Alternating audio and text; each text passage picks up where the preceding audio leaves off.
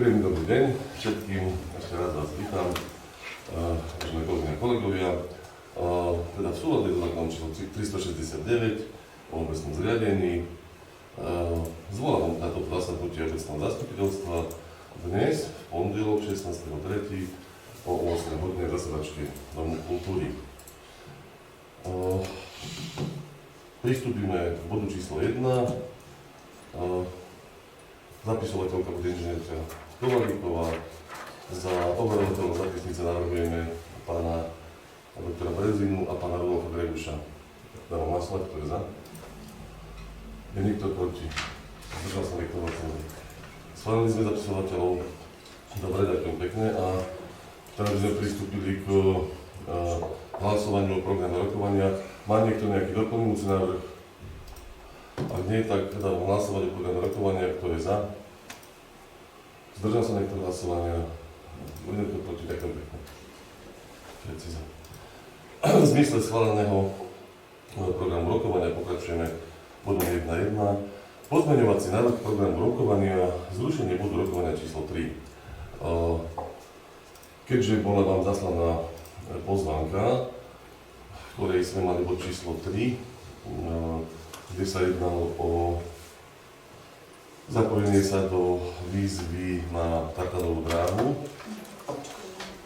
na Kosačku Rameno, pardon. A v tom čase sme ešte nedisponovali informáciou, že Kosačku Rameno sa dá obstarať iba v kombinácii s traktorom, tak keďže sme neskôr zistili, že sa dá obstarať iba v kombinácii s traktorom, tak ustupujeme od tohto zámeru jednoducho. Nakoľko výzva je maximálne do 40 000 a čiže tam by sme sa nezmestili do ramena a traktoru. Toľko k ozrejmeniu pozmeňovacieho návrhu programu rokovania 1.1. Čiže poprosím, otváram tým diskusiu. Máte niekto otázky? Ďakujem pekne, ak nie, tak poprosím uznesenie. Hej. Obecné zastupiteľstvo v Markove ruší bod do rokovania číslo 3, schválenie podľa žiadosti o z environmentálneho fondu Kosačkové Rameno. Dám hlasovať, kto je za. Ďakujem pekne. Je niekto proti? Zdržal sa niekto hlasovania, ďakujem. Pristúpime k bodu rokovania 1.2.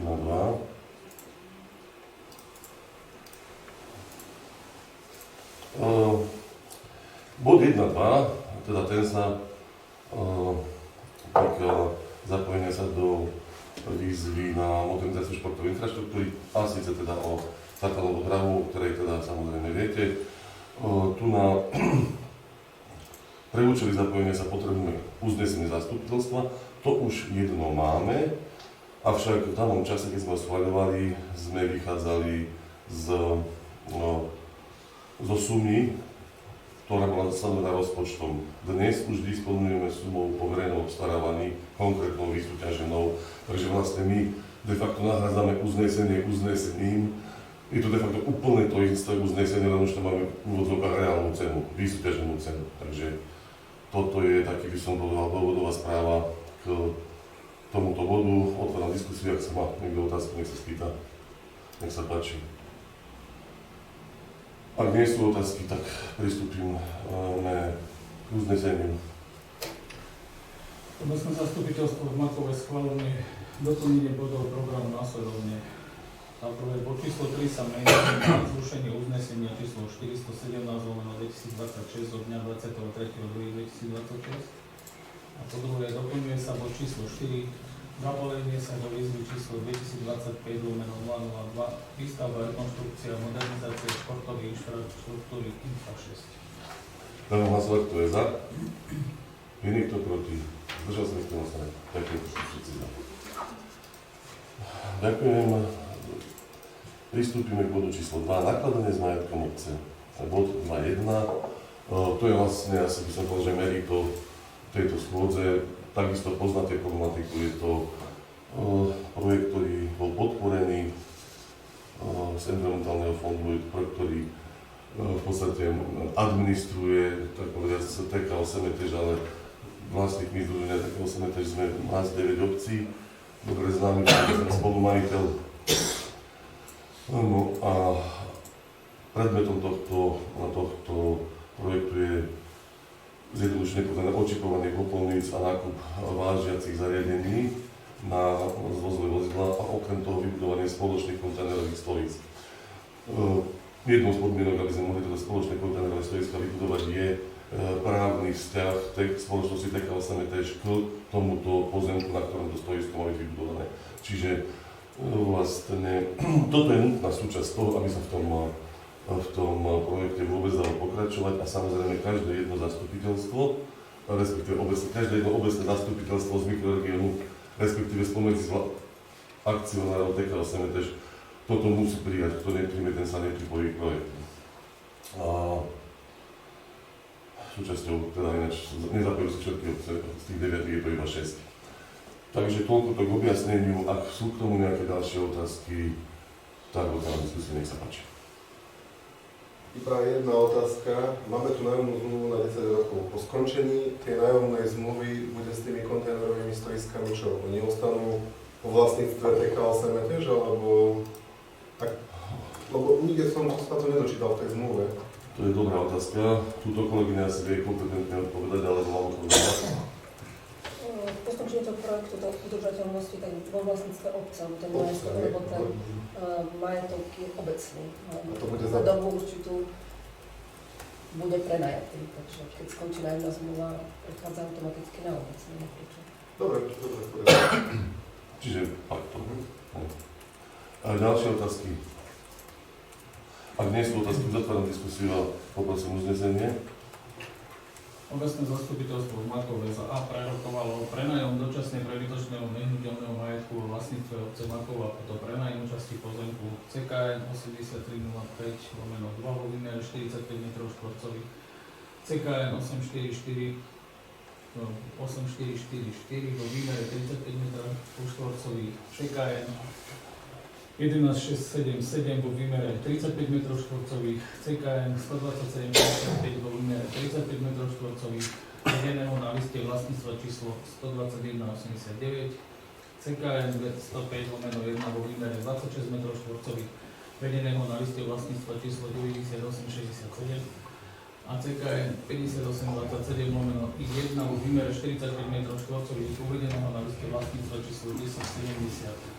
Vymezené nákresom v katastrálnej mape, ktorý je neoddeliteľnou súčasťou tohto uznesenia, kde je paragrafu 9a odsek 2 písmeno E zákona 138/1991 zbierky o majetku obcí znení neskôrších zmien a naviaľ z dôvodu hodného osobitného zajiteľa žiadateľovi Združenie TKO Semetež číslo 439 02 354 Kudrovka IČO 3613795 za účelom vybudovania krytých kontajnerových stojísk, ktoré budú slúžiť na umiestnenie zberných nákladov potreby užívateľov bytových domov a obyvateľov posla obce Makov, a to za hodnotu ročného nájmu 10 eur na rok za užívanie časti pozemkov CKN 8305/2, CKN 844, CKN 11677, CKN 12755, CKN 105/1 a CKN 5827/1 vo vlastníctve obce Makov, a to na obdobie 10 rokov od podpisu nájomnej zmluvy. Dôvod hodný osobitného zreteľa spočíva v tom, že nehnuteľný majetok obce Makov, to je vymedzená časť pozemkov CKN 8305/2, CKN 8444, CKN 11677, CKN 12755, CKN 105/1 a CKN 5827/1 vo vlastníctve obce Makov bude slúžiť za účelom umiestnenia zberných nádok pre potreby užívateľov bytových domov a obyvateľov osád obce Makov, s tým, že predmetnú časť pozemku obec nevyužíva a jedná sa o malú výmeru, ktorá obec nevie účelnejšie a efektívnejšie využiť.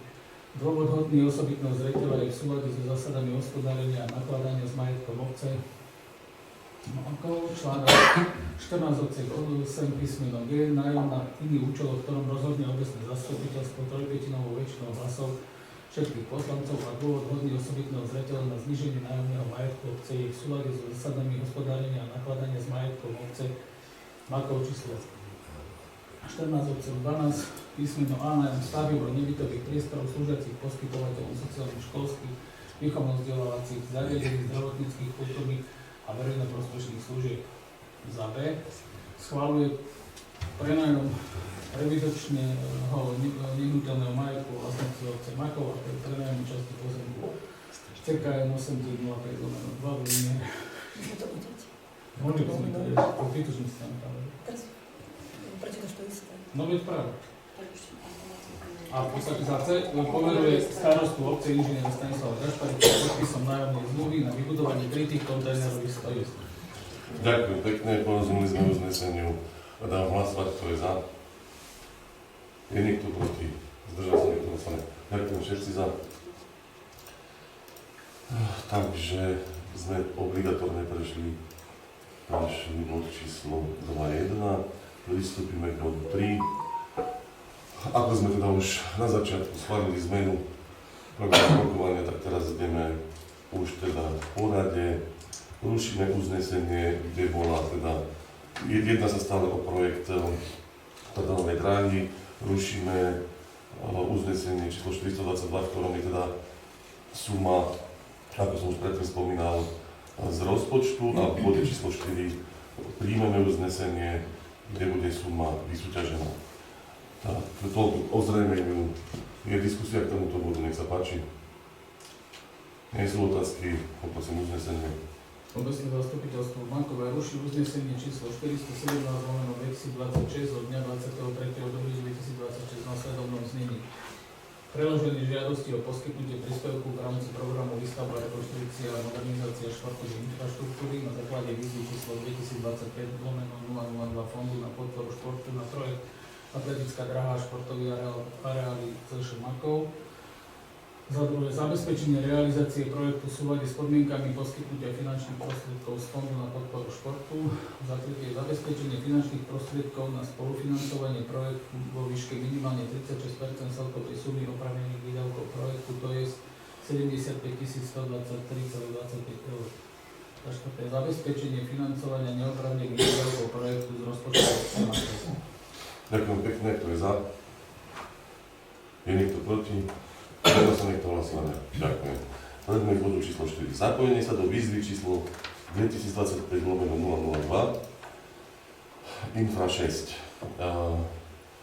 Čiže viem, o čom sa rozprávame. Ja by som možno len jednu vetu dodal, lebo myslím, že pred minulým zastupiteľstve pani kolegyňa teda informovala o tom, že aby sme získali viac bodov, tak navrhla, aby naša spolúčasť nebola 30%, 36%, za čo sme mali body navyše. A ja by som len chcel povedať, že nepredpokladali sme, že náš projekt bude podporený nejakým národným športovým zväzom, ale napriek tomu sa nám podarilo. Oslovili sme Slovenský atletický zväz, konkrétne pána prezidenta Korčoka, ktorý aj teda pána Gudického ako generálneho sekretára a v podstate po komunikácii s nimi viceprezident Slovenského atletického športu pán Matej Todt, bývalý atlet, elitný, nám osobne podpísal teda toto potvrdenie, že Slovenský atletický zväz podporuje tento projekt, čo nám dá ďalších 5 bodov pri hodnotení. Takže to som iba vás chcel informovať, že aj takto aktivitu sme vyvinuli. Absolútne sme nepredpokladali úspech a podarilo sa, takže je to ešte ďaleká cesta. Samozrejme získať podporu na túto Trdanovú dráhu. Ospravedlňujem sa, inak už začali believať prvé stromy, tak je to nám nehodné počuť. Tomuto sa tešíme, to pre vašu informáciu. Otváram diskusiu k tomuto bodu. Nie sú otázky, ďakujem pekne, tak poprosím uznesenie. Obecné zastupiteľstvo v Makove schváluje za prvé predloženie žiadosti o poskytnutie príspevku v rámci programu Výstavba, rekonštrukcia a modernizácia športovej infraštruktúry na základe výzvy číslo 2025/002 Fondu na podporu športu na projekt Atletická dráha a športový areály CŠ Makov. Za druhé, zabezpečenie realizácie projektu v súlade s podmienkami poskytnutia finančných prostriedkov z Fondu na podporu športu. A za tretie, zabezpečenie finančných prostriedkov na spolufinancovanie projektu vo výške minimálne 36% celkovej sumy oprávnených výdavkov projektu, to je 57 051,18 eur. Za štvrté, zabezpečenie financovania neoprávnených výdavkov projektu z rozpočtu obce Makov. Dám hlasovať, kto je za. Je niekto proti? Čo sa niekto hlasovať nezakonil? Prechádzame k bodu číslo 5, rôzne. V bode číslo 5 rôzne samozrejme, že sa vy ako poslanci máte možnosť vyjadriť aktuálnym témam. Ja by som rád začal, a síce tým, že máme tam bod 5.1, kde by som rád podal informatívnu správu o prevádzke ambulancie rýchlej záchrannej pomoci v obci Makov. Je to samozrejme téma veľmi dôležitá určite, veľmi dôležitého významu, nielen v rámci obce, ale v rámci mikroregiónu. Problematiku poznáte, tak ako aj vlastne občania iných obcí a iné obecné zastupiteľstva. Na základe tendera, výberového konania na umiestnenie staníc rýchlej zdravotnej pomoci, ktorý prebol v roku 2025, v podstate stanica na Hamkove mala z tej siete byť odstránená, mala vypadnúť, že ľudovo povedané, záchranka na Hamkove mala skončiť. Čo bola samozrejme strašná správa pre celý mikroregión a nie len teda naša obec, ale aj susedné obce by tým boli samozrejme veľmi negatívne postihnuté. Z titulu teda obce sme samozrejme pristúpili k jednaniu či s ministerstvom, či oslovili sme priamo pána ministra. Takisto sme oslovili prevádzkovateľa. No a ja nejdem sa celej tej genéze vyjadrovať, bolo to dosť také obsiahle a vôbec zaklopať na dvere nebolo jednoduché dostať sa do nich. Ale teraz tu na ak ste si mali možnosť prečítať, tá dôvodová správa nie je dlhá, ale poviem teda tak zjednodušene. Vycestovali sme ako vedenie obce, čiže starosta, zástupca a hlavný kontrolór do sídla RZP v Trenčine, okrem iného, predtým boli zase iné stretnutia, nechám tak, kde sme sa stretli z dôvodu, aby sme hľadali riešenie, ako jednak sme chceli skonštatovať, že sme veľmi radi, že sa nám podarilo dosiahnuť, že tá záchranka, ktorá už tu v apríli nemala byť, teda 23. apríla mala byť ukončená jej prevádzka, tak bude ešte 6 mesiacov dlhšie, čo je na jednej strane dobrá správa, ale tá horšia správa je, že ešte stále nie sme, ale nedošlo k novelizácii výhlášky, ktorou stanica v Makove nie je v sieti. Čiže nepodarilo sa nám samozrejme ešte túto stanicu na Makove dať dlhodobo do siete stanic rýchlej zdravotnej pomoci. Na strane jednej, na strane druhej vidíme nejaké možnosti, ako by sa to podariť mohlo, preto sme sa s kolegom Bahalkom stretli a to je asi tak, by som môže celé, skôr by som bol, ak máte otázky, odpovedal otázky. Nech sa páči, to na diskusiu.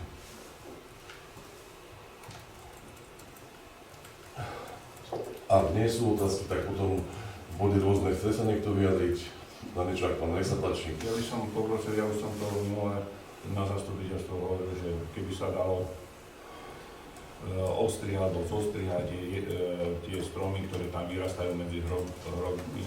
Je to napríklad hlavný chodník od brány, ako je taká úvodzovka križovatka hore ku krížu, je tam taký vyrastená, ja neviem, že už sme to kedysi zrezali, sú tam také páhyle, keby sa to odsvakalo, tak toto by som poprosil. A ďalej som to dvakrát apeloval na to, že pri rodinnom dome Rudolfa Zajaca a Antona Stolárika je tam prísny žlab, ktorý je upadnutý. Poprosil by som ťa starosta, keby sa s tým niečo urobilo. Už som to tiež asi dvakrát od tejto na zastupiteľstvo niekoľko rokov na to poukazoval, tak keby sa toto urobilo. Ďakujem pekne. Reagujem ja, dobre, čo sa týka toho prečného žlabu, tak čakáme, nemáme ešte ponuku od firmy Štrabak, ale oslovili sme stavebného pána Kredesa, ktorý nám zodpovedal za stavbu mosta na Trojačke. Štrabak je firma, ktorá presne disponuje technikou, aby mohla toto teda uskutočniť. A toto prečné odvodnenie tejto cesty je takej povahy, že nechceme to robiť svoj práce. Nechcem povedať, že sa to netrúfame, ale predsa len to vybavenie proste obyčajnými žabami alebo aj z požičovní a proste to ručné asfaltovanie nie je to úplne ono. Tá cesta je hodne vyťažená, takže sme proste, preto sme oslovili profikov, nebude to lacné určite, ale na druhej strane verím, že to spravia dobre, ako tak Štrabák je Štrabák. Samozrejme, že oslovíme ešte Metrostav a teraz nechcem povedať niečo nepresné, kolega Chudej by vedel lepšie, proste Štrabák, Metrostav a ešte niekoho, už teraz neviem koho, ale takéto veľké. Myslím si, že tých metranov, čo robili tú VUC-čkarskú cestu na chaty. Čiže áno, toto je problém, o ktorom vieme a riešime ho. Nech sa páči, niekto ďalší rozhľad. Ešte by si mohol povedať ľuďom, čo sa týka lekárne. Ja je. V princípe zajtra prídu zamestnanci ŠUKLu, čiže štátny ústav na kontrolu liečiv, ktorý teda spolu s novým nájomcom by mali odklepnúť, či schváľujú alebo neschváľujú otvorenie tejto lekárne s tým, že očakávame, že to bude už len formálny akt, lebo oni tu samozrejme boli, jasné, že samozrejme všetky podklady dostali, takže toto už je v podstate len taká tá kvázi formálna bodka na záver. Čiže mal by sme od 1.4. fungovať. Toľko. Nech sa páči. Sme už spolu diskutovali o tom, že nemajú schôdzu, že skladá fašistických bojovníkov a tam bola taká myšlienka, že 3. maja bolo oslobodenie obce Makova a my sme chceli si to pripomenúť v osade Grebuše a chcem vás požiadať aj vás, poslancov, školu, obec, úrad, aby sme sa... Je to naša, dá sa povinnosť. Lebo vieme, aká je doba, no a pomôcť so zabezpečením súžiadov starosti. Áno, to zrejme smeruješ k tomu. Samozrejme, pokiaľ je to aktivita, ktorá je nová, u nás sa nediala predtým, je skutočné, že je to aktivita, ktorá vznikla z miestnej organizácie protifašistických bojovníkov, skutočne to nebolo ani nápad žiadnej komisie, ani môj, ani zamestnancov, čiže je to vaša iniciatíva. Preto vám aj tak trošku asertívne odpoviem, že tak sa aj chopte, hej. Ale samozrejme, že ak má sa uskutočniť, tak je tu taká vec, ktorá má taký dôstojný rozmer a aby z toho nakoniec nebola fraška, je nutné zabezpečiť aj účasť. Čiže, ale bude zasadanie komisie kultúrno-školskej, kde sa o tom chceme porozprávať, pokiaľ nájdeme aj, musí to pasovať aj do programu školy a škola je ochotná spolupracovať, samozrejme, len máme tam aj Deň Matiek, to je veľmi blízko pri sebe, takže keď urobíme veľa podujatí vedľa seba, tak sa môže stať, že sa nám nepodarí účasť. Čiže ja by som to nechal ešte aj na skúsené kolegyne, ktoré proste robia v školstve alebo v kultúre, ktoré sa nám vyjadria, ale pravdepodobne sa asi podarí nejaké to podujatie zorganizovať a potom to, o čom ty hovoríš, na čo si apeloval na poslancov, vie, že asi chceš nejakých 300 eur na guláš. Čo pravdepodobne, respektíve bude tam treba uvariť, to je celé. No. Takže samozrejme, že sponzorsky sa budeme snažiť zháňať, ale možno, že pri úprave rozpočtu, ktorá sa blíži a bude na aprílovom zastupiteľstve, by sme mohli dať, ja neviem, položku 200 alebo 300 eur, povedzme, čo komisia odporúči na, povedzme, občerstvenie pre účastníkov tohto podujatia. Toľko moja odpoveď, ak stačí. Tak, ale chcem aj poslancov, však je to pre ľudia pripomienku toho, čo sa stalo. Určite. Vieš čo, jediné, čo ako je fakt trošku blbé, je, že sa to stretáva s tým Dňom Matiek. A Deň Matiek je niečo, čo tu má dlhú tradíciu a na čo sa aj koncentrujeme. Bude to podujatie v Dome kultúry, ktoré vždy býva. Aj? Tak uvidíme, ako na to občania zareagujú. Ale na druhej strane môže to byť zasa iná komunita, takže snad tam 50, možno buďme optimisti, 100 ľudí, neviem, či príde, ale nejaké určite prídu, samozrejme. Už keď prídete, vy všetci členovia už odvedete na 11. Nech sa páči, pán prezident. Iba, že oceňujem túto aktivitu, ktorá sa vyvinula. Samozrejme, všetko závisí od počasia, aj každý deň samozrejme, že bude. A s čím môže určite opäť pomôcť, alebo my, tak prípadne nejaká informácia na sociálnej sieti, ktorú môžeme potom prezdieľať. A minimálne aspoň takto môžeme pomôcť. Takže dať to na facebookovú stránku vôbec makrov alebo tak a aspoň takýmto spôsobom, že posunú tie informácie do éteru tej verejnosti. Minimálne. Ďakujem pekne za podnet a jasné, že budeme to tými informačnými kanálmi, ktorými disponujeme, šíriť, ale tá myšlienka, že by sme to aj prezdielali, to by asi malo trošku multiplikácie, si myslím. Ja už som takú výzvu, že v rámci jednotých dôchodcov máme turistický klub a by sme sa zúčastnili ako aj dôchodci. A by sme si spravili takú aktivitu, že ja viem, že dôchodci všetci nemôžu, ale určitý. Jasne, to znamená, že hovoríš, že už určitú komunitu zabezpečenú máš, ktorá sa zúčastní. Verím tomu, že sa ľudia nazbierajú. V bode rôzne nejaké ďalšie podnety. Ak nie, tak poprosím uznesenie bodu 5. Dokončiť tú ambulanciu, nie? Ako? No veď hovorím, že v bode 5.1 poprosím teraz uznesenie. Nech sa páči. Obecné zastupiteľstvo v Markove berie na vedomie informatívnu správu o prevádzke LZP Markovo v roku 2026. A hlasovať, kto je za? Je niekto proti? Zdržal sa niekto, ďakujem pekne. Pristúpime teda k bodu poslednému a záver. Je to záver. Ďakujem vám pekne za účasť a všetkým účastným ďakujem za to, že si splnili svoju poslaneckú povinnosť a prišli podporiť aktivity obce. Ďakujem.